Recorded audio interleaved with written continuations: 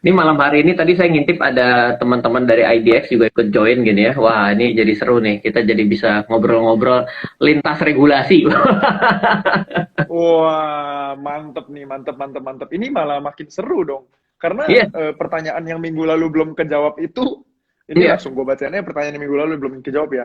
iya. Ada, Bapepti itu perannya apa sih? Kalau IDX kan ketahuan, OJK ketahuan, terus sempat ada kasus bencok dan lain-lain gitu ya. Itu ketahuan, tapi Bapepti kayak nggak sering orang denger gitu. Nggak Kan populer. regulator, iya, tapi kok nggak populer gitu. Langsung Iya. aja gue tanya, gimana menurut lu, Ryan? Iya, ya. Jadi teman-teman nih kalau misalnya berbicara mengenai instrumen investasi, kita melakukan transaksi di Indonesia gitu ya. Yang pertama kita harus tahu kalau misalnya ada yang hubungan dengan kebijakannya adalah uang gitu ya, terkait dengan peredaran uang itu kebijakan moneter dan fiskal, maka tentunya kita punya Bank Indonesia dan juga Kementerian Keuangan. Nah, sedangkan kalau misalnya kita berbicara terkait dengan pengawasan pada bank gitu, ini kenapa kita tiba-tiba kayak mewakili regulator kita ngomong. Tapi ini penting ya. Jadi karena banyak orang salah lapor. Jadi yang menarik gitu ya, saya pernah ikut sosialisasi OJK di daerah gitu ya. Tiba-tiba ibunya gebrak meja, "Der, ini gimana pertanggungjawaban OJK?" Oke, ibu ini kenapa ya bu? Saya dirugikan dengan trading emas. Hah? Trading emas sama OJK ya? Loh ibu ini sebenarnya ngapain? Saya beli itu 0, sekian lot tuh. Kok yang namanya beli saham bisa 0, sekian lot gitu ya? Bukannya kan yang namanya beli saham satu lot, dua lot, tiga lot, empat lot gitu ya. Usut punya usut ternyata dia tradingnya adalah trading emas berjangka. Nah, hal seperti ini jadi salah lapor. Kenapa? Karena ibaratnya kayak orang salah alamat kalau kita ngomongnya bersama OJK karena yang tentunya yang melakukan pengawasan terkait dengan perdagangan berjangka dan komoditi, maka kita harus pergi ke Bapepti.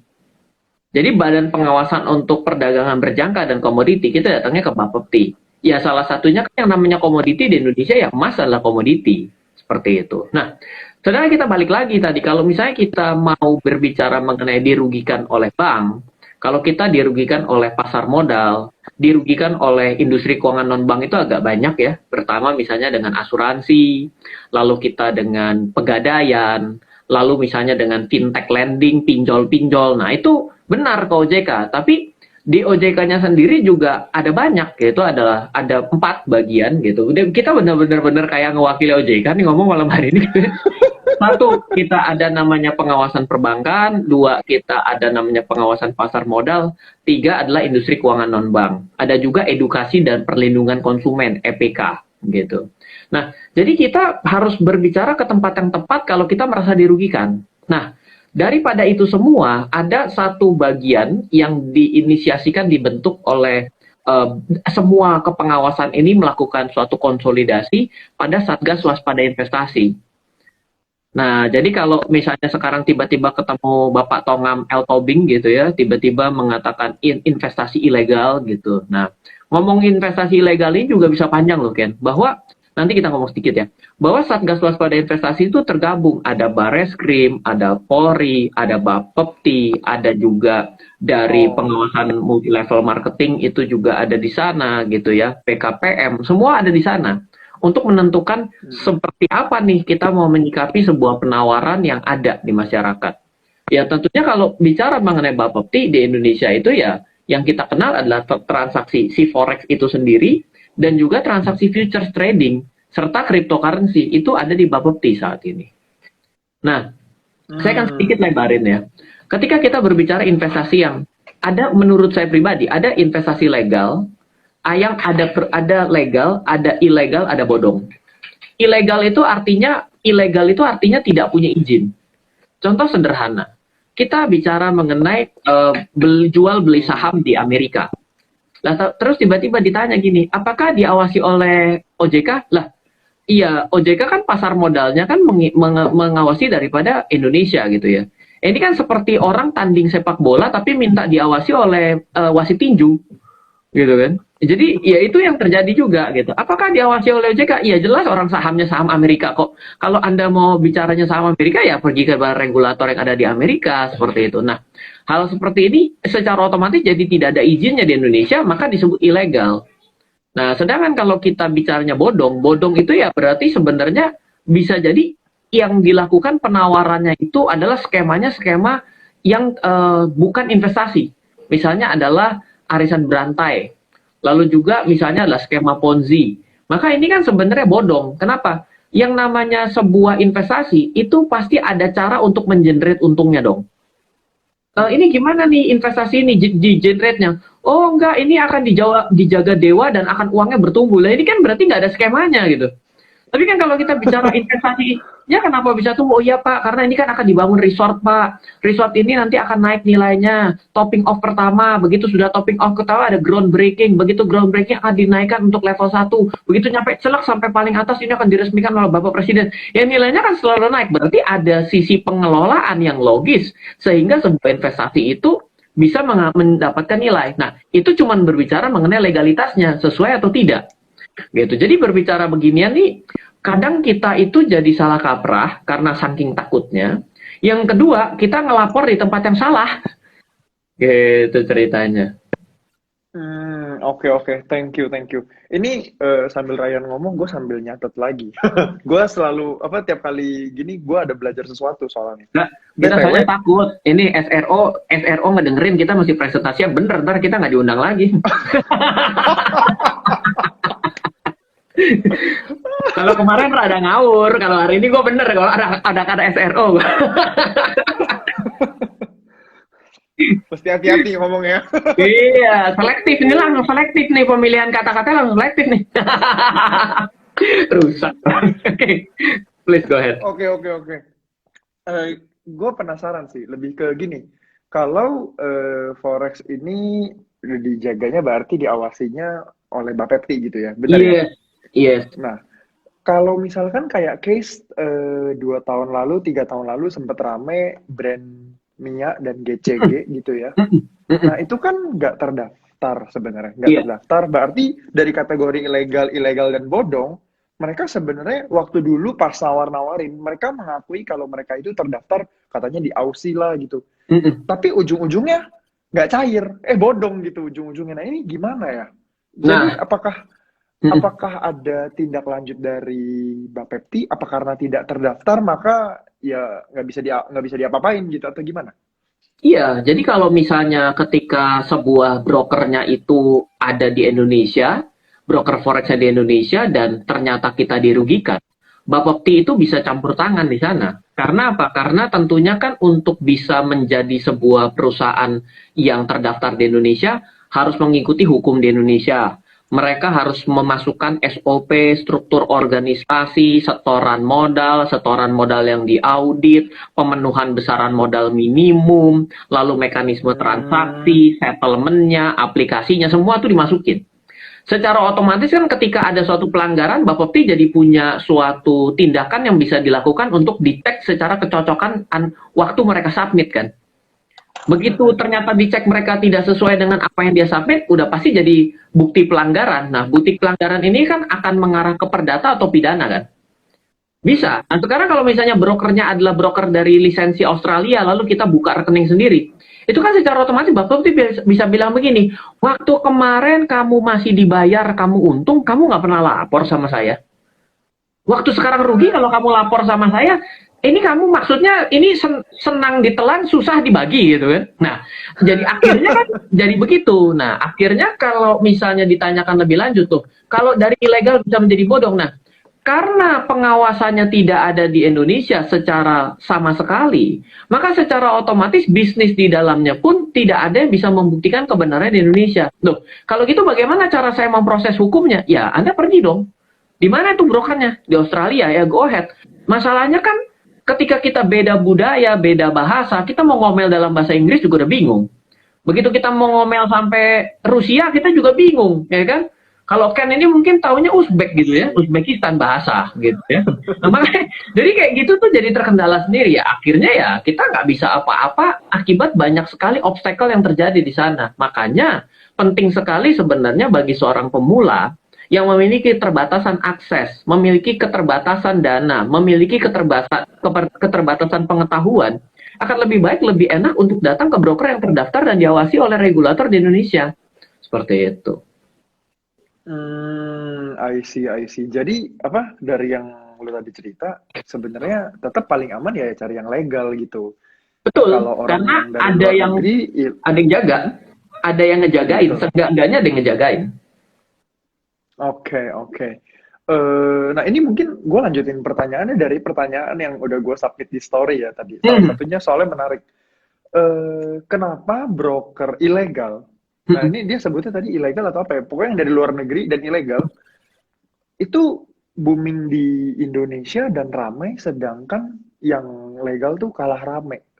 Ya. Gua agak berasumsi sih, Hmm. apakah ini karena budget marketing mereka, Ya. tapi itu kan masalah internalnya mereka. Tapi kalau dari segi pengawas, itu gimana ya? Maksudnya, mungkin lu ada jawaban atau mungkin dari teman-teman Bapepti pernah cerita nggak sih ke lu, Ya. kenapa ini yang ilegal malah lebih rame dan booming, bahkan orang-orang yang nggak tahu malah jadi ikutnya yang ilegal. Karena Nah, semenjak gue yang ngomongin forex belajar sama lu, gue kan cari-cari juga nih di Google ya. gitu ya. Wah, iklannya banyak banget masuk ke YouTube.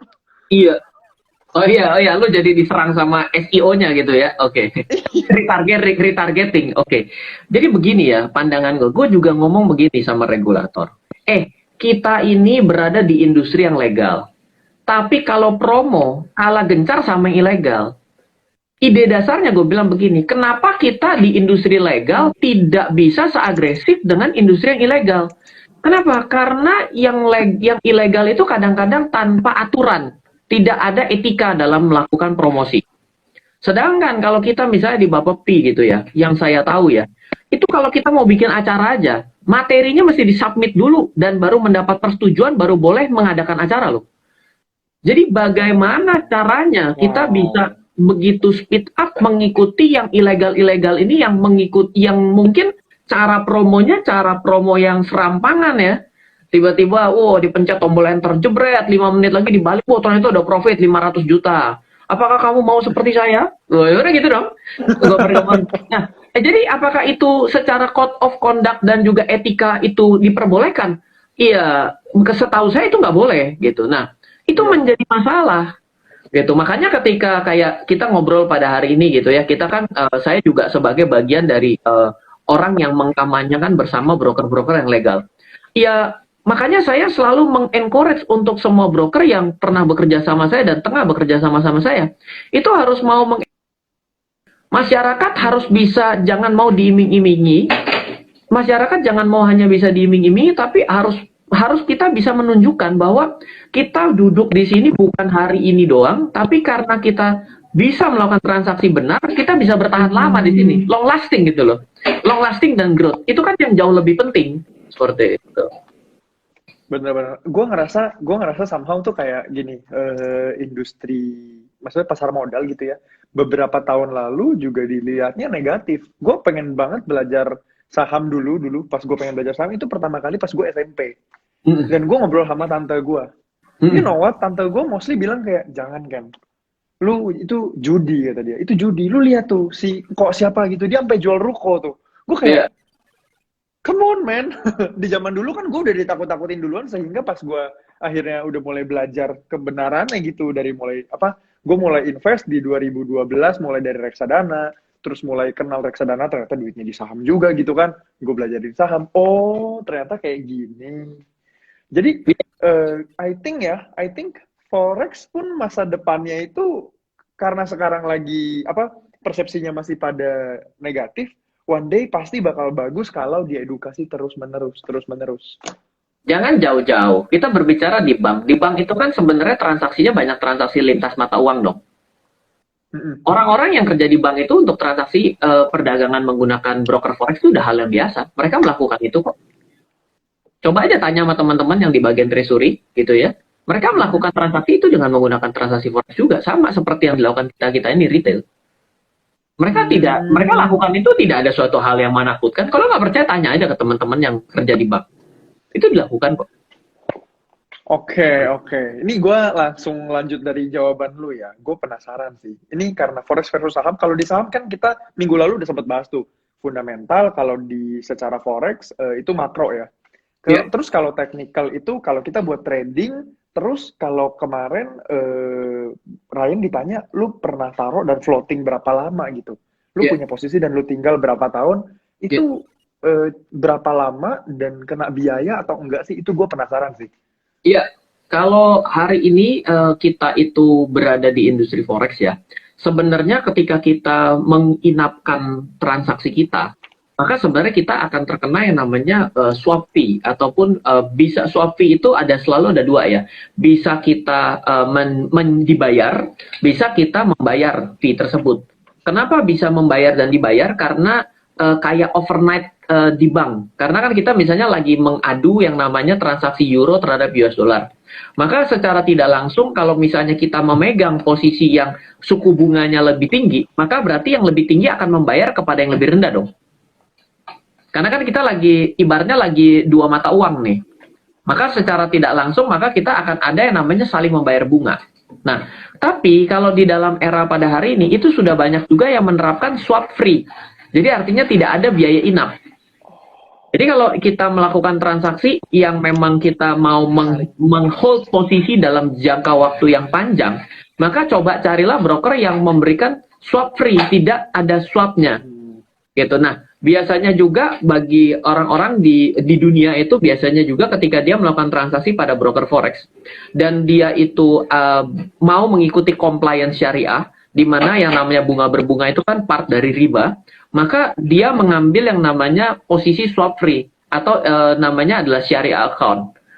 Meskipun belum ada justifikasi resmi di Indonesia terkait dengan transaksi broker forex mengenai syariahnya, tapi kalau di luar itu ketika kita bicara mengenai syariah account dalam broker forex itu maka yang tidak mengenakan swap, yang tidak mengenakan biaya swap seperti itu.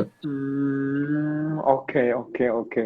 Ini menarik karena dari kemarin tuh udah ada yang nanyain forex tuh riba atau enggak sih? Berarti Iya. sebenarnya kalau dengan konsep seperti ini, menurut Ryan, menurut lo gimana? Ini jadi Nah, sebenarnya enggak gitu ya? Atau gimana? kalau ini saya udah banyak belajar ya. Artinya saya juga belajar ekonomi syariah. Saya belajar ekonomi syariah dari S2, saya belajar 2 semester. Lalu saya juga banyak belajar dengan teman-teman semua gitu yang beragama Islam dan juga compliance syariah. Salah satu partner saya itu adalah Head of Compliance Syariah dari perusahaan konglomerasi di Indonesia. Maka sebenarnya menjadi dualisme. Yang pertama, ketika kita berbicara transaksi syariah, maka barangnya harus ada dan bisa disepakati. Terlepas ada bunga berbunga dan tidak, barangnya itu harus ada dan bisa disepakati. Entah kontrak, entah atau apapun. Nah, berbicara pada perdagangan forex, itu ada yang mengatakan bahwa forex ini tidak ada kesepakatan atas barang yang ditunjuk. Maka kalau kita duduk dengan konsep tersebut, maka secara otomatis mau ada bunga, mau nggak ada bunga, mau ada swap atau nggak ada swap, itu tetap tidak bisa disebut sebagai transaksi yang syariah. Tapi kalau misalnya yang kita bilang gini, saya bicaranya adalah kalau yang namanya transaksi yang ada bentuknya itu loh, yaitu yang ada di aplikasi ya itu adalah bentuknya. Dan kalau misalnya saya tidak terkena bunga berbunga atas transaksi yang ada bentuknya di handphone saya, maka itu dianggap saya syariah. Ya sudah, silakan Anda mengikuti pemahaman mana seperti itu. Tapi sampai hari ini memang tidak ada seperti transaksi saham ya. Kalau transaksi saham kan ada DSN MUI-nya. Nah, kalau sampai hari ini setahu saya, correct me if I'm wrong, untuk transaksi forex di Indonesia tidak ada yang seperti itu. Nah, kalau misalnya kita panjangin lagi, yang dapat dipastikan syariah itu adalah sebenarnya adalah transaksi namanya adalah perdagangan futures. Karena kalau futures itu ada futures kontraknya. Futures kontrak itu kan ada expired period tuh, yang mana bisa ditunjuk bahwa itu adalah kontraknya Ryan. Nah, itu baru yang memang benar itu bisa dikatakan syariah bila memang dia bentuknya adalah kontrak yang ditunjuk plus tidak terkena yang namanya biaya inap. Kira-kira seperti itu kalau. Oke, oke, Jadi oke, kita oke, kayak pakar nice. syariah ya ngomongnya. Jadi gimana ini kan lu pertanyaannya tolong jangan yang susah-susah malam ini tuh. Gue bingung, gue ditanyain gitu, gue upload lah ke story, gue kayak, Ya. terus terang gue gak bisa jawab sih, gue bilang, ini bukan kapasitas gue bilang, tapi yang nanya banyak banget. Iya, iya, iya. Akhirnya gue up juga sih, untung ada temen yang up ke story, kirim DM ke gue dan kirimin video, maka gue bisa up. Nah, untung dengan seperti itu, gue tanyain lagi ke lu dan kita dapat jawabannya lebih lengkap. Thank you Ryan. Ya. Ini lu jago sih, hebat loh. kita Mantap banyak banget. bertanya saja karena kalau kita malu bertanya sesat di jalan. Bener-bener. Gua lanjut lagi ya. Ada satu pertanyaan lagi sih. Jadi banyak sih pertanyaannya. Tapi kalau gue nyambungin dari yang tadi, kalau forex versus saham itu di saham kan tadi fundamental udah, teknikal udah. Iya, Bandarmologi kan kita bisa ngecek iya, siapa nih yang lagi akum, siapa iya, yang lagi distri. Terus iya, kita catetin dia, kalau iya, kalau kita mau benar detail kita catetin dia pegang berapa lot. Jadi gue tahu dia pegang iya, harga berapa. Kalau iya. di forex gimana? Jadi gini, prinsip dasar yang gue pahami ya, karena gue juga orang yang kuantitatif analisis gitu ya. Artinya sebenarnya untuk membuat harga bergerak, apapun di dunia ini, itu setidaknya ada salah satu dari 3 syarat. Syarat pertama, harus punya uang dalam jumlah yang banyak. Mm-mm. Yang kedua, adalah punya barang dalam jumlah yang banyak. Mm-mm. 3, adalah punya masa atau pengaruh dalam jumlah yang banyak. Contoh yang Oke. memang yang bisa terbukti adalah bandarmologi, yaitu Elon Musk kemarin. Satu kali Ya, nge-tweet mukanya gambar dogi aja, harga dogi udah ada di market cap 10 besar dunia, bos. Punya masa, punya duit, punya barang. Selesai hidup lu lawan dia gitu kan. Nah, jadi kalau kita bicaranya dengan 3 syarat ini, kita bawa ke perdagangan forex. Maka ketika kita melihat ini, kita jadi bandarnya adalah negara versus negara loh. Iya dong. hmm, Kalau kita iya. bicara adalah, misalnya, let's say gini, euro terhadap US dollar. Berarti kan adalah, bandar euro adalah persekutuan negara-negara dalam euro itu. Dan juga versus US dollar adalah si Amerika itu sendiri kan.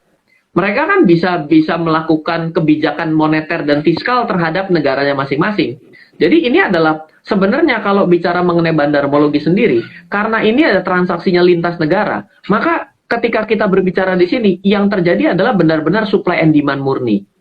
Kalau bicara supply and demand Oke. murni, makanya gue lebih prefer kepada technical analysis. Kenapa? Iya, Karena iya. dalam satuan data yang begitu banyak, maka akan muncul banyak orang yang berkepentingan. Maka secara tidak langsung kan teori pasar persaingan sempurnanya akan semakin mendekati titik equilibrium kan.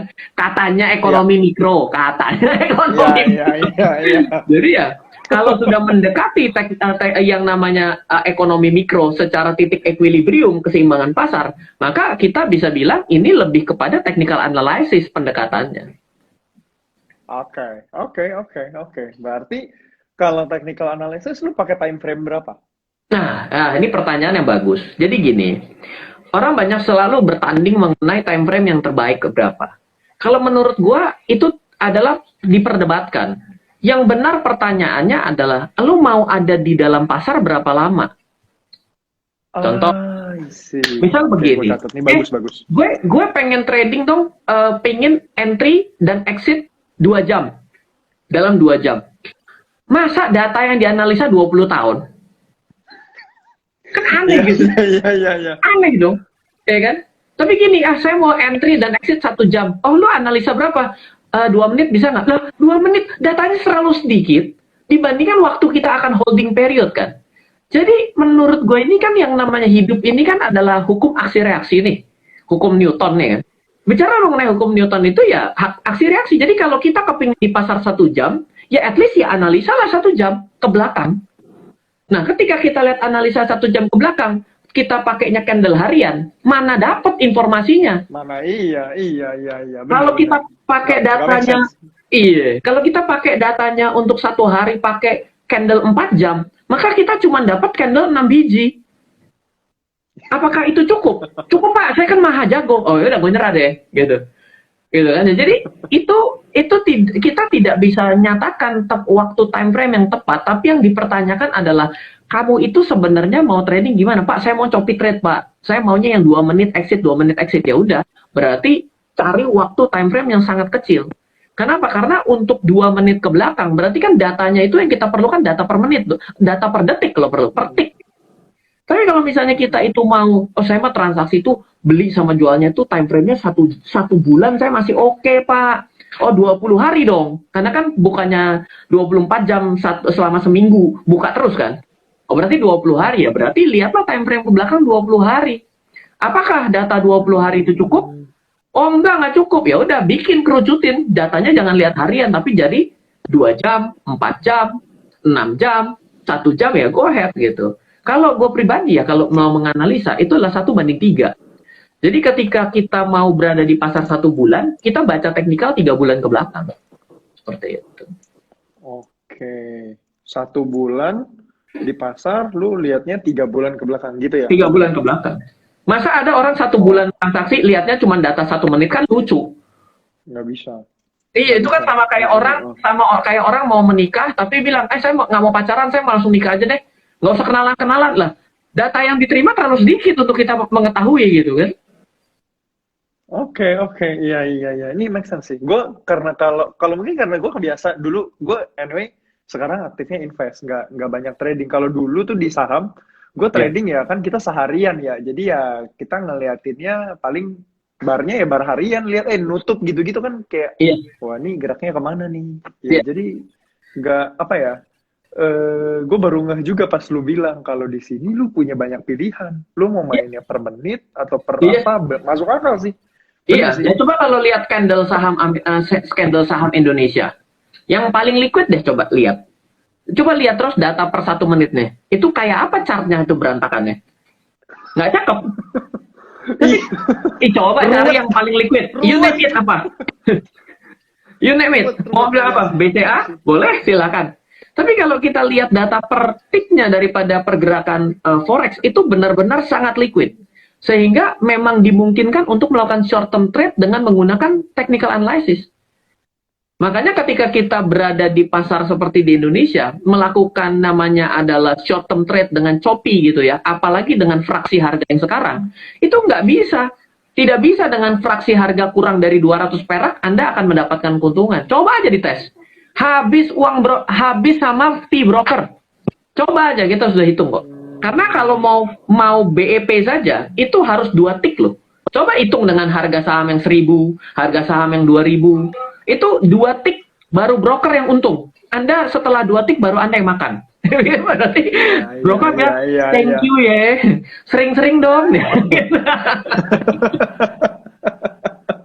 Bagus. Ini apa? Kasih contohnya benar-benar langsung ya masuk akal sih. Ya, memang bener gitu. Iya dong. Oke. Ini gue sambil catat dari tadi, kalau gue nunduk tuh gue sambil nyatet dan sambil perhatiin pertanyaan mana yang gue belum gue lempar. Oke. Jadi nah gini. Ini banyak banget teman-teman juga yang nanya soal robo forex. Jadi kan bahkan ada yang nanya pakai beberapa brand gitu ya. Ini minggu lalu lu sempat bilang kalau robot itu sebenarnya oke aja. Dari dulu udah ada. Dari dulu. Jadi sebenarnya secara legalitas legal gitu ya.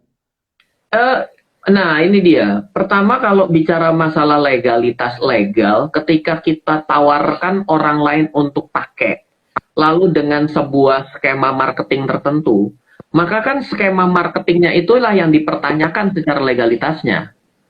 Kalau robotnya ini kan sebenarnya adalah sebuah barang. Nah, kalau robotnya ini adalah sebuah barang, kalau kita mau panjang-panjangin, kita mesti bilang gini, robot kamu aman nggak sih melakukan kebocoran data atau enggak? Loh, itu berarti datanya di Kominfo tuh tanya tuh. Itu menggunakan PP71, namanya adalah Sistem Keamanan Informasi. Ini robotnya udah di pentest belum nih? Nah, jangan-jangan jebol nih datanya. Nah, itu kita nggak bisa jawab, karena hal seperti itu di Indonesia memang secara tidak langsung, secara langsung tidak diatur. Tapi maksud daripada legal apa? Apakah robotnya dianggap sudah melalui sebuah tes dan jago? Nah, itu nggak ada yang bisa mengukur keabsahan tersebut. Gitu loh. Kecuali sudah ada suatu guidance. Robot yang bagus adalah, nah silakan siapa nih yang mau pasang badan tanda kutip untuk mengatur kata-kata robot yang bagus itu adalah yang sudah melewati apa. Nah, itu kita tunggu-tunggu nih siapa yang akan pegang bola ini gitu. Akhirnya berbicara mengenai legal dan ilegal ini adalah, oh saya dikasih robot. Robot ini ternyata bisa saya jual ini dengan skema yang namanya multi level marketing. Nah, itu tiba-tiba masuk ke dalam aturan multi level marketing. Di Indonesia multi level marketing itu sudah ada dasar hukumnya, harus ada CUPL, lalu sudah harus ada tergabung ke APLI. Nah, hal seperti itunya gitu. Tapi kembali lagi berbicara mengenai robot, sebenarnya pakai robot itu tidak salah. Yang penting, satu, robot yang benar itu bisa dipasang pada broker manapun. Jadi kalau penawaran yang hari ini kan Hmm. menarik begini. Oh sorry Pak, robotnya kalau misalnya tidak di broker yang ini jadi bego. Lah kok bisa? Orang harganya berlaku internasional kan jadi nggak masuk akal.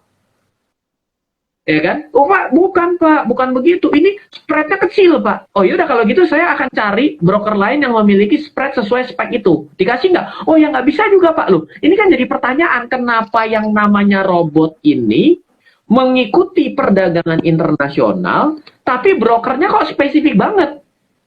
Hmm. Iya dong. Ibaratnya begini, sorry Pak, saya kalau nyetir itu kalau nggak pakai mobil city car saya nggak bisa Pak. Tuh kok bisa? Iya Pak, soalnya apa? Makanya pertanyaan kan ditanya begitu kan. Saya kalau nggak SUV, sorry ya, tangan saya gatel-gatel loh. Kok bisa kenapa? Gitu.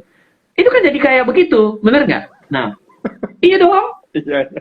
Make sense nggak? Iya, Kan make ada yang sense. sekarang penawarannya begitu tuh. Sorry Pak, kalau ini robot nggak dipakai di broker yang ini, dia nggak jalan loh. Kenapa nggak jalan? Orang semua broker bisa menggunakan MetaTrader kok. Di mana MetaTrader-nya expert advisor dimungkinkan untuk dipakai. Jadi kan itu yang common sense-nya. Yang kedua adalah, apakah source code-nya ada di mana? Yang namanya robot yang benar tuh saya buka MetaTrader, kayak si Ken ini kan kemarin buka MetaTrader, itu diinstal ke dalam, dipencet expert advisor-nya, warnanya apa hijau, celing, warnanya jadi senum, seret, udah itu nyala. Nah, kalau misalnya source code-nya tidak ada dikasih tahu dan tidak bisa kita backtest ke belakang, ini kan jadi tanda tanya gitu loh. Mungkin biasa yang jualan aku bilang, oh iya Pak, ini kan resep rahasia leluhur Pak. Oh iya, bingung kalau udah jawabnya begitu bingung. Ya Bapak percaya aja lah, kalau Hmm. percaya lu gimana percaya aja. Susah. Nah yang kayak gitu-gitu tuh harus kita ketahui dengan baik. Jadi bukan artinya robot itu jelek, tapi menjadi too good to be true.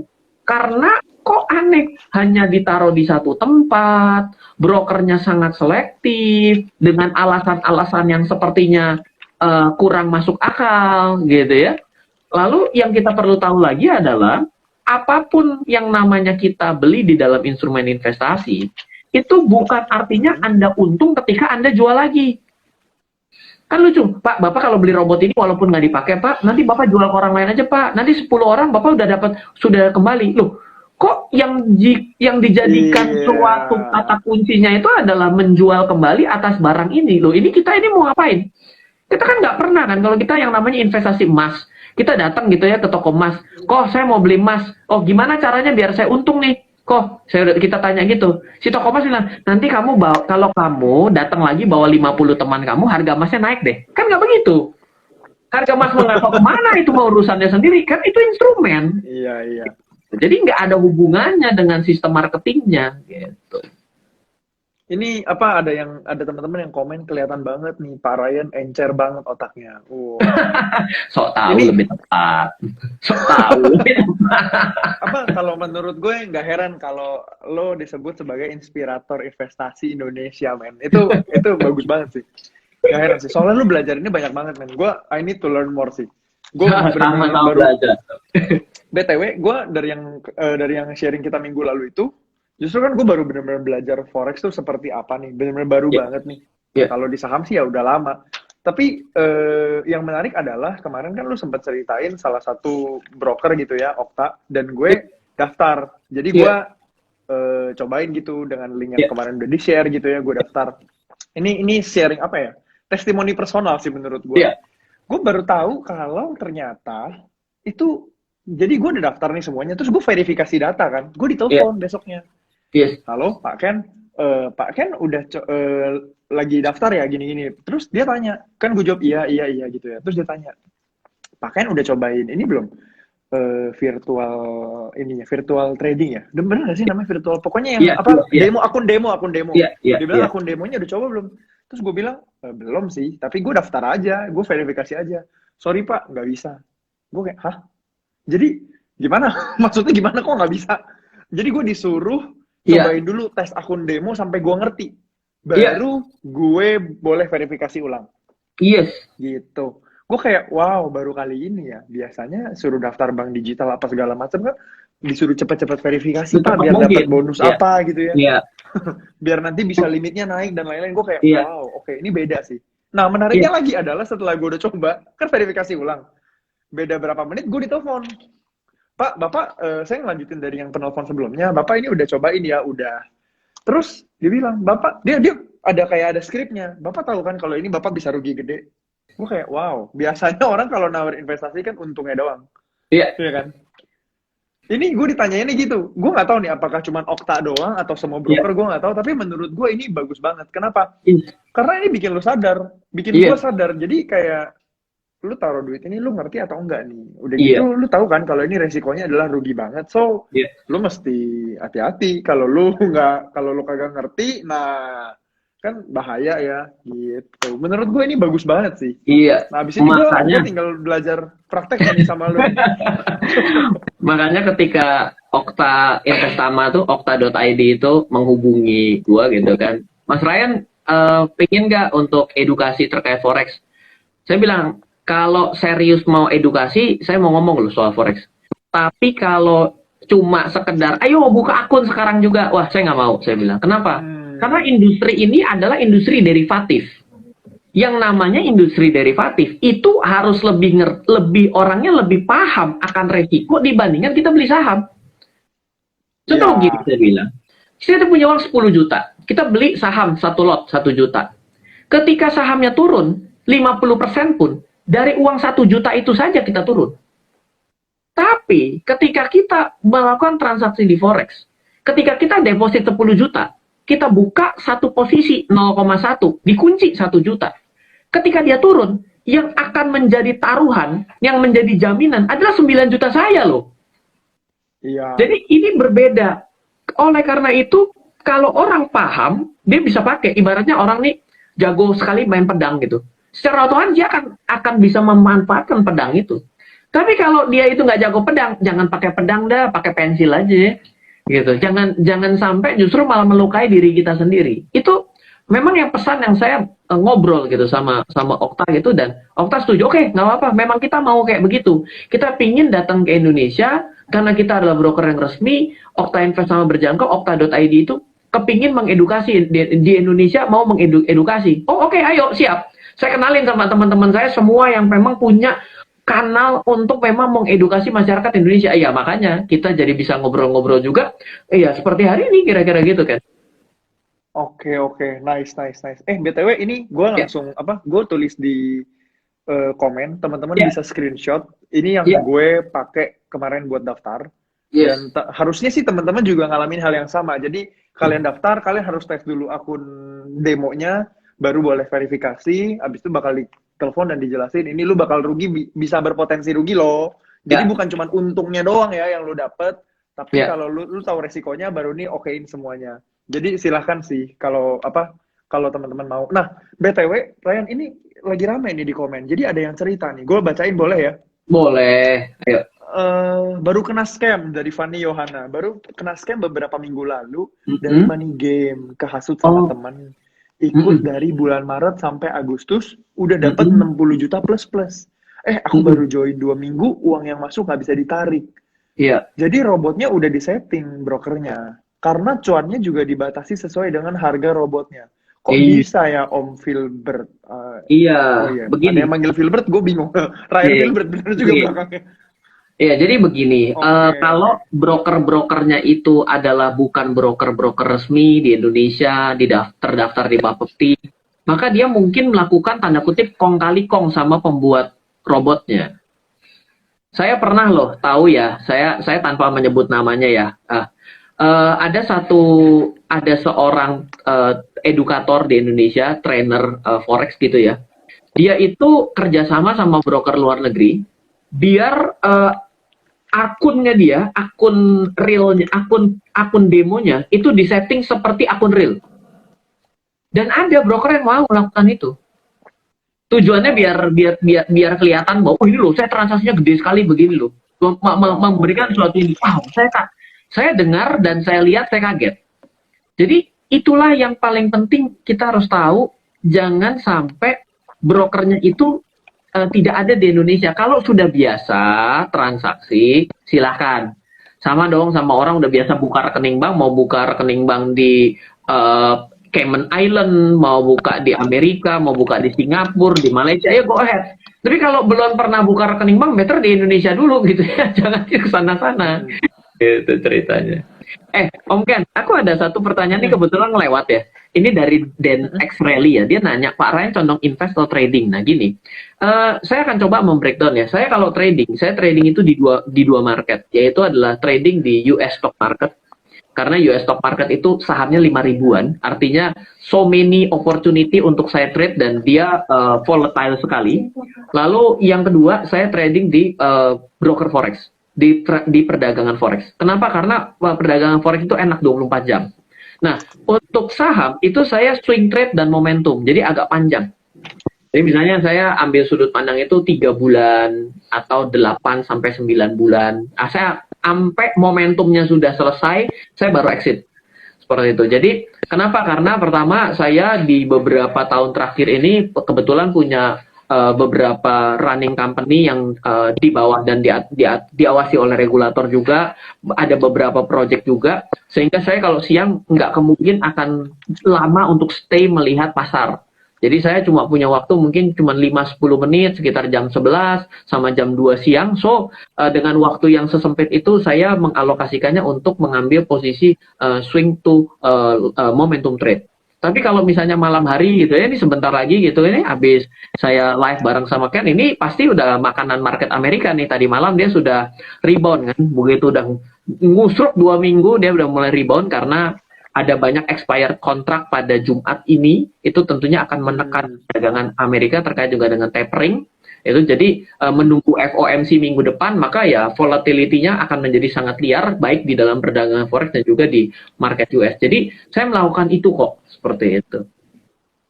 Oke, ini nice sih. Ini insight baru buat gue. Gue belajarnya harus masih sangat banyak sih. Kayaknya gue baru main sampai saham dan ya kalau di Indonesia yang legal-legal udah coba, tapi yang di luar-luar, kalau di US stock market berarti itu hitungannya legal juga atau ilegal, tapi nggak bodong gitu, atau gimana? Iya, secara otomatis ketika kita di Indonesia, kita tanya, OJK, saya pengen transaksi saham di Amerika, tapi saya pengen diawasi kamu ya. Jawabannya Nggak OJK ya bisa. nggak bisa. Ya secara otomatis ketika kita membuka akun di sana, secara otomatis kan kita tidak diatur terdaftar di Indonesia. Nah, kalau tidak terdaftar di Indonesia kan berarti unregistered kan. Berarti kan tidak ada legalitas. Berarti kalau tidak ada legalitas kan berarti disebut ilegal kan. Seperti itu ya. I see, I see. Oke, oke, oke, oke. Paham, paham, paham. Tapi ya yang penting kita ngerti risknya apa gitu kan. Iya. Oke, oke, oke. Kalau oke, ini kalau dari pertanyaan gua, bentar gua lihat. Sambil ini nih, tadi kan ada yang cerita nih soal kena investasi bodong. Kalau menurut gua BTW gue punya background di multi level marketing dulu. Jadi gua juga lumayan ya kalau MLM ya lumayan nggak paham banget sih enggak, tapi ya karena ada beberapa tahun punya ratusan downline terus muntaber. Pernah dengar istilah muntaber? Mundur tanpa berita dan hipertensi, hilang tanpa permisi.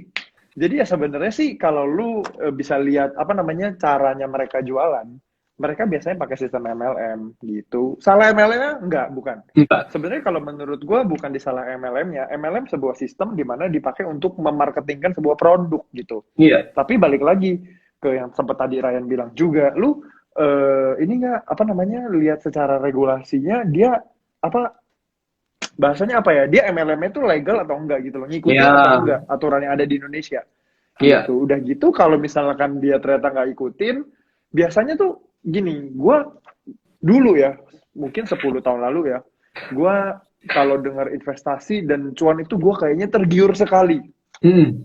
tergiur banget dan gue gercep gitu. Tapi Hmm. makin kesini makin enggak, jadi makin biasa aja. Kenapa? Karena kalau secara ilmu keuangan, kita ngomongin investasi itu tujuannya adalah mencapai tujuan keuangan Hmm. gitu. Jadi kalau kita tergiur sama untungnya, nah itu sebenarnya menurut gue apalagi yang kayak angkanya too good to be true tanpa Iya. harus ngapa-ngapain, gue Iya. justru malah curiga. Apalagi banyak banget orang yang nawarin gitu kan, wah ini sih udah pasti multi level marketing gitu. Ya tinggal balik lagi kita mau mengalokasikan. Kalau lu tetap mau cobain, kan nggak, gue nggak bisa larang dong. Kalau lu tetap mau coba nggak apa-apa. Ya namanya juga orang kali aja untung-untungan gitu kan. Ya itu gue terserah sama lu, tapi kalau gue boleh saran, porsinya aja yang lu harus atur. Volume masuknya yang harus lu jaga gitu. Seringnya adalah ketika lu gampang dapat untung, emosi itu, investasi itu sebenarnya musuhnya tuh di emosinya kita sendiri. Karena kan di mana hartamu berada, di situ hatimu berada tuh. Ketika lu taruh dikit, terus dikasih untung gede, lu taruh 100 juta misalkan, langsung naik 10%. Dalam beberapa hari dapat 10 juta. Lu langsung berpikir tuh, gila kalau gua taruh 1 M, berarti gua Dikaliin. bisa dapat 100 juta dong. Iya, dikaliin. Ini yang bahaya. Gitu. Itu sih, semoga itu membantu dan bisa jadi cerita yang buat teman-teman kalian inget lah. Bahaya kalau misalkan ngelihat sesuatu yang too good to be true. Iya. Gitu. Oke. Lanjut lagi. Pertanyaannya, kriteria broker yang bagus itu gimana nih? Iya, baik. Jadi lu kan udah lebih ngerti kalau di forex. iya. Ya, kalau kita bicara mengenai broker yang bagus, selalu pertama yang gue coba bicara satu adalah terkait dengan regulasinya, dia berada di negara mana. Kalau misalnya sampai pengen ke luar negeri sekalipun cari broker, maka carilah broker yang berada di dalam negara-negara yang memang strict.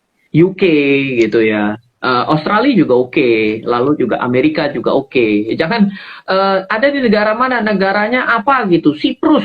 Wait a minute, Siprus tuh sebelah mananya dari Pulau Jawa itu bingung gitu ya. Jadi kayak gitu-gitu mesti kita mungkin hati-hati gitu ya. Nah kalau misalnya di Indonesia ya Indonesia lebih enak lah karena dari segi bahasa kita mengerti, lalu kita gampang untuk melakukan keluhan. Nah yang kedua adalah terkait dengan dari gue juga itu adalah berbicara mengenai dia ini sebenarnya care nggak sih terhadap kita. Contoh care itu adalah kita melihat bahwa mereka mempersiapkan yang namanya fitur-fitur. Oh ternyata bisa ada web base-nya.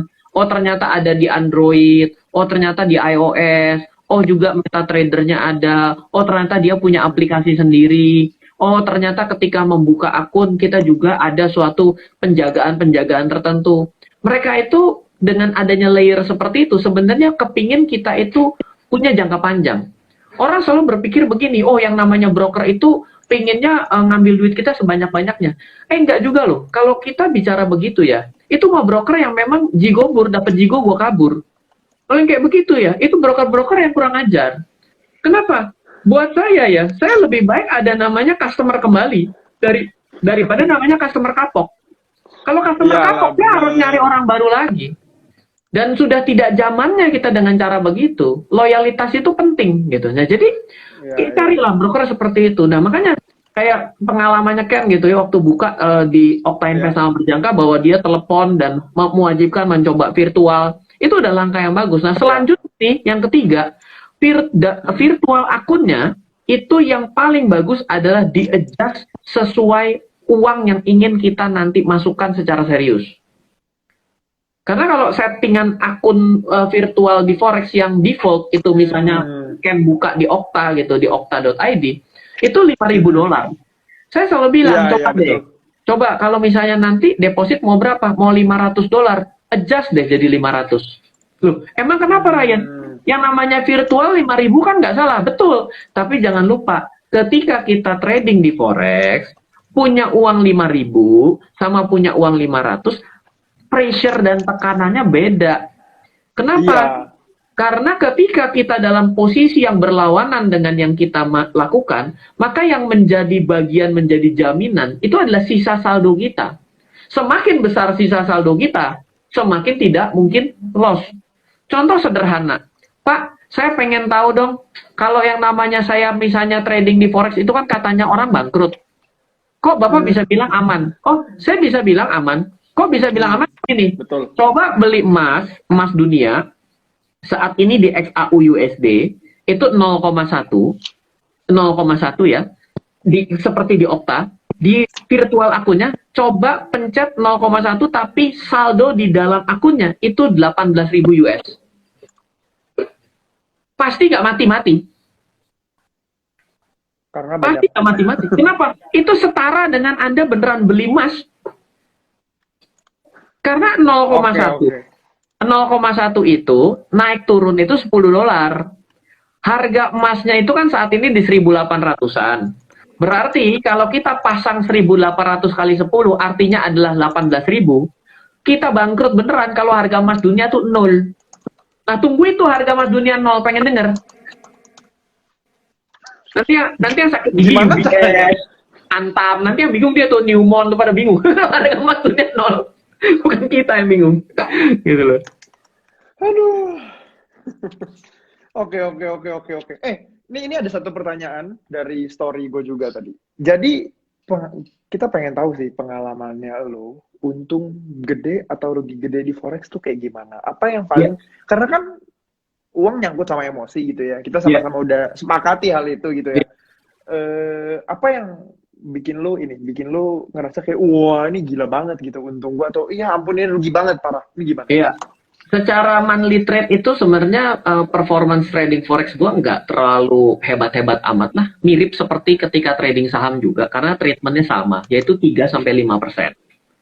Sedangkan ketika gua mengubah yang namanya investasi emas tidak lagi dengan menggunakan fisik tapi menggunakan broker forex. Itu kemarin itu ketika harga emas di Maret sampai dengan lompat sampai dengan akhir tahun ya kembali di atas 2000 US dollar itu gue bisa mendapatkan return itu lebih dari 400% loh sejak 2016. Jadi kalau kita hitung secara 2016 ke 2021 berarti 5 tahun, berarti rata-rata return 80% setahun. Oh, lumayan dong. Lumayan. Ya kan? Gile. Iya, Oke, jadi oke. Ini menarik. sebenarnya nggak sulit, nggak terlalu sulit gitu. Ini menarik karena ini ada beberapa pertanyaan yang nyambung sama jawaban lu. Yeah. Pertama, mungkin gini ya, lu tahu kan kalau banyak sekarang zaman orang tuh pada titip-titip dana mau di tradingin gitu ya. Itu ilegal sih sebenarnya, tapi Nggak boleh. nggak boleh kan, itu memang nggak boleh karena keputusan itu harusnya di tangan lu gitu. Tapi kalau misalkan kayak ada orang-orang yang buka kayak gitu, diawasi Bapepti nggak sih sebenarnya? Ditangkap nggak? Karena ini Ya. ada di atas ada yang nanya nih, kalau ada korban titip dana trading forex gimana ya? Diurusin nggak sih sama Bapepti? Kok banyak Enggak. banget grup tipu-tipunya di Telegram? Ya, dan yang ngaku atas nama Ryan, yang ngaku atas nama Ken ini pasti banyak di Telegram. Nah, Ya tuh gue lihat ada channel Gathering apa ini, gue aja nggak pernah bikin channel. ya pertama gini, itu tugasnya dari cybercrime Polri, Polda Metro. Jadi tim legal gua udah beberapa melaporkan dan sudah ada dalam tahapan penyidikan terkait dengan itu. Itu adalah murni pidana dalam ranah digital. Nah, yang kedua, kita harus tahu bahwa menitipkan dana itu di Indonesia itu ranahnya itu adalah tugas manajer investasi. Mereka itu tidak sembarangan bisa dititip-titipin duit. Makanya salah satu Instagram besar saingannya Goodreads itu sempat jadi chaos tuh di 2020 kan. Dan Sayonara Goodbye My Love gitu kan. Itu ya karena sebenarnya melewati code of conduct-nya daripada apa yang dimaksud sebagai financial planning. Nah, itu ranahnya sebenarnya jadi manajer investasi dan penasihat investasi. Jadi kalau kita itu tahu ada yang orang rekomendasi saham pun dan rekomendasi posisi pun dan mengutip duit, maka sebenarnya itu harus mengambil izin namanya penasihat investasi loh.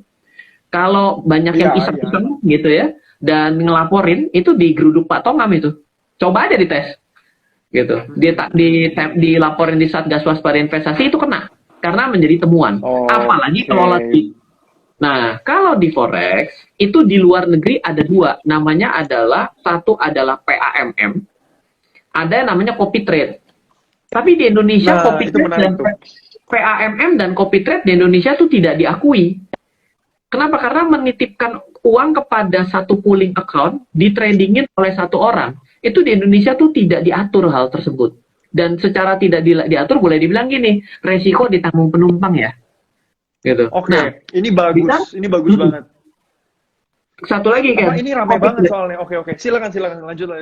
Di Indonesia copy trade juga belum bisa dilakukan. Kenapa? Karena Indonesia itu, apalagi di pasar modal, itu harus ada namanya assessment konfirmasi dari orang yang menyetujui transaksi per transaction. Sehingga secara otomatis copy trade itu kan langsung diorderkan segala macam ya. Nah, itu tidak bisa di Indonesia. Maka untuk platform-platform berbasis copy trade di Indonesia pasti akan menjadi ilegal secara otomatis karena tidak memiliki lisensinya. I guarantee deh, Anda mau pergi ke pasar modal, mau pergi ke regulatory sandbox, mau pergi ke Bapepti, itu tidak akan mengakomodir karena mereka pun masih belum bersikap akan hal ini. Dijamin. Ini banyak ngurusin perusahaan-perusahaan gituan. Jadi kita tahu. Oke, iya, ini menarik banget. Jadi kalau tadi lu sempat bilang RoboForex itu legal, udah ada dari zaman dulu, tapi dijualin robotnya. Robotnya itu diinstal ke dalam akunnya broker manapun bisa gitu harusnya. Harusnya, Tapi harusnya. tapi tapi kalau copy trade itu enggak Nggak gitu ya ada. berarti. Kalau copy trade itu enggak. Nggak bisa. Oke. Sedangkan yang ramai ditawarin adalah biasanya itu copy Itu trade itu nggak ada. ramai itu ditawarin orang-orang. Sedangkan nggak bisa. Jadi penumpang apa tadi lu bilang resiko ditanggung Resiko masing-masing. ketanggung penumpang. Iya. Iya, resiko ditanggung penumpang. Oke, ini nice sih. Gue belajar sesuatu hari ini dan gue mau rekap. Jadi yang direkap banyak banget. Oke. Tadi kita bahas soal regulasi ya. Jadi Bapepti gitu, forex, futures, dan crypto itu di bawahnya Bapepti gitu. Yes. Terus kriteria legal itu sebenarnya legal diawasi di dalam negeri. Nah, Iya. kalau yang di luar negeri ya hitungannya ilegal. Dan Menjadi ada yang ilegal. kriteria yang ketiga adalah bodong. Nah, Iya. banyak apa yang bahaya ini adalah kalau udah ilegal ternyata cenderung ke bodong gitu. Iya. Karena kan nggak diawasin dan ini ya resiko ditanggung penumpang tadi Iya. bilangnya. Terus kalau di forex gitu ya, fundamentalnya makro, teknikal itu supply demand murni kita pakai teknikal. Sedangkan kalau bandarmologinya di saham kan kita bisa pakai bandarmologi ketahuan Iya. karena Iya. jumlah lot peredarannya segala macamnya ketahuan. Tapi kalau di forex bandarmologi itu mainnya negara, jadi tetap kita pakainya ke si teknikal. Iya. Terus kriteria broker yang bagus. So, ini gue agak rekapnya campur-campur karena catatan gue begini. Siap. Agak mix. Tadi kriteria broker yang bagus adalah diawasin tadi. Soal legal ya, legal. Tapi kalau mau cobain yang di luar negeri, kita harus pilih yang strict peraturannya. Ya. Aussie contohnya, UK, UK. satu lagi US. Amerika. Yes. Gitu ya. Nah, yang ketiga itu yang penting adalah care. Dia care nggak sih sama si investornya ini atau tradernya ini gitu ya. Iya. Contohnya care gimana? Care itu dengan fitur. Menurut apa? Tadi yang diceritain sama Ryan kalau di Okta, teman-teman, by the way, kalau teman-teman mau cobain daftar dulu aja. Menurut gua nggak apa-apa sih, biar kita sama-sama ngerti. Karena Iya. minggu depan kan gini, gua minggu lalu kita udah tahu 1 jam nggak cukup. Jadi gue pengen bikin series. Akhirnya ini adalah series kedua gitu ya. Iya. Dan minggu depan kita bakal lanjut. Tapi Oke. di minggu depan gue pengen ngomongin pertumbuhannya lagi nih. Jadi Ya. nggak mau ngomongin hal yang sama, tapi next stepnya apa? That's why gue coba dan gue praktekin. Gue pengen lu juga bisa cobain dan praktekin. Menurut gue ini kalian screenshot aja. Ini kan ada linknya tuh. Supaya Ya. setelah ini live selesai, lu bisa cobain daftar. Daftar kan gratis. At least lu Ya. cobain akun demonya dulu kayak yang gue lakukan. Ya. Nanti di minggu depan kita bisa ngobrol lebih dalam lagi nih. Apa yang udah lu praktekin, apa yang udah gue praktekin gitu kan. Nah, balik lagi tadi rekap, broker care atau enggak. Jadi di fitur itu contohnya adalah di virtual akun lu. Kalau angkanya itu kan bisa lu atur gitu. Angkanya lu bisa atur sesuai dengan kira-kira kemampuan lu berapa. Jangan dikasih duit gede tapi pas lu main sendiri lu nggak bisa ikutin. Artinya gini. Lu kalau cuma pakai akun demo itu kan duitnya bohongan. Tapi giliran lu pakai duit asli itu kan duitnya real. Nah, ini yang harus lu perhatiin gitu. Kira-kira kalau lu mau mulai dengan uang yang asli itu lu bisanya di angka berapa gitu. Iya. Dan menurut gue tadi yang namanya care itu salah satunya tadi. Gue daftar, gue mau verifikasi. Terus gue ditolak, gue kayak apa-apaan sih? Gue disuruh cobain dulu. Oke, mau nggak mau kan gue cobain tuh. Menurut gue itu adalah salah satu bentuk dari care sih. Karena dia emang mau supaya lu beneran tahu apa yang lu kerjain. Jangan cuman asal pencet-pencet doang. Akhirnya gue tanya tuh sama Ryan ini apa sih? Ini tombol apa sih? Kok gue kagak ngerti ya? Gitu. Kebetulan tim Get Rich di sini, tim Richmond-nya ada yang ngerti forex juga malah. Wah, gue jadi belajar sama tim gue kan. Jadi ya udah deh akhirnya gue udah cobain, gue verifikasi dan ditelepon kan. Lu beneran mau daftar nih? Lu tahu kan ini berpotensi rugi gede gitu. Dia kayak tapi berpotensi bukan cuma untungnya doang, dia kasih tahu ini ada ruginya juga loh kalau lu salah gitu. Menurut gue ini nice banget sih. Oke, terus berikutnya soal kenapa broker kalah tenar gitu ya. Menurut gue ini yang lagi kita lakukan. Kenapa broker legal di Indonesia kalah tenar? Karena emang edukasinya masih belum begitu banyak. That's why kita harus jalanin edukasi ini. Minggu depan kan kita adain lagi nih. Ini 1 jam udah lewat nih ternyata. Kita harus adain lagi, kita harus belajar lagi sama-sama. Terus apa lagi nih tadi? Wah, catatan gue banyak banget. Oh, soal riba. Kalau futures ada syariah kontraknya.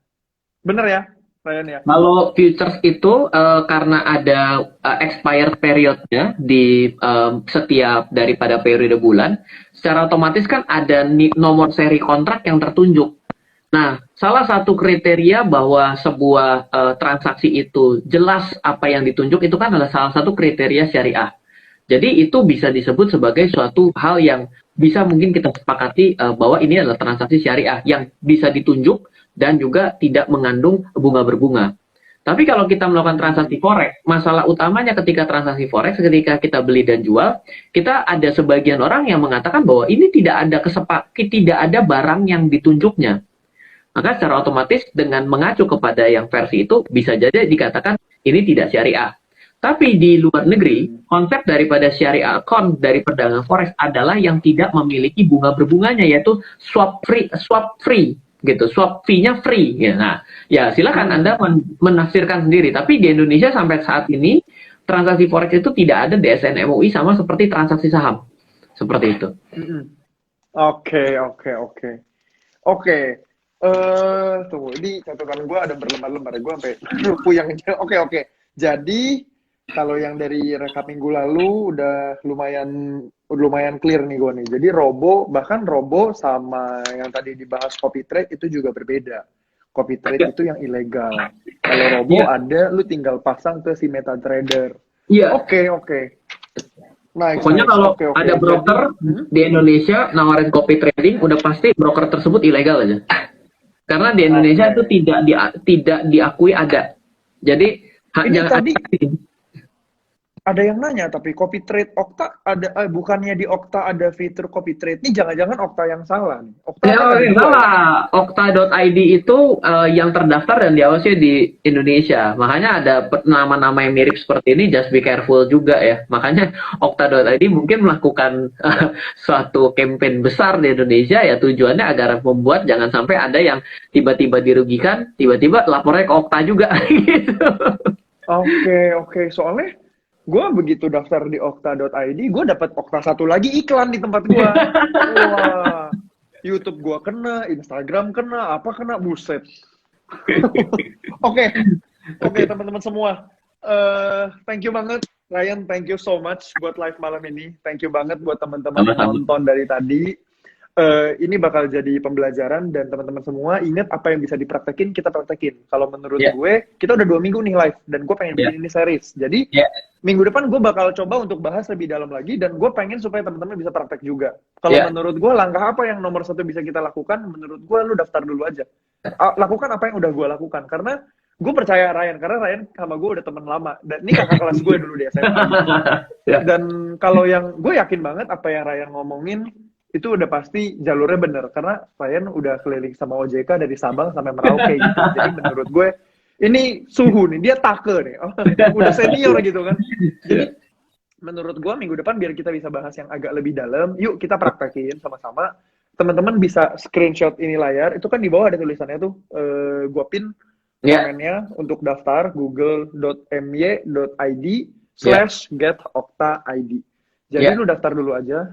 Daftar tuh nggak bayar apa-apa, beneran. Lu cobain dulu aja akun tradingnya, supaya lu lu bisa cobain akun demonya, supaya minggu depan nih kita bisa masuk ke materi yang lebih dalam dan kita bisa tahu persepsi orang di luar boleh negatif, tapi kita kalau tahu apa yang benar, peluangnya tuh ada. Karena ada aja orang-orang yang untung setelah dari minggu lalu kan ketahuan tuh banyak juga orang yang untung. Nah kita sebagai pihak yang netral, gue pelajarin sebenarnya kenapa orang bisa untung, kenapa orang bisa rugi, dan ayo kita belajar bareng-bareng. Oke, teman-teman semua, sampai ketemu.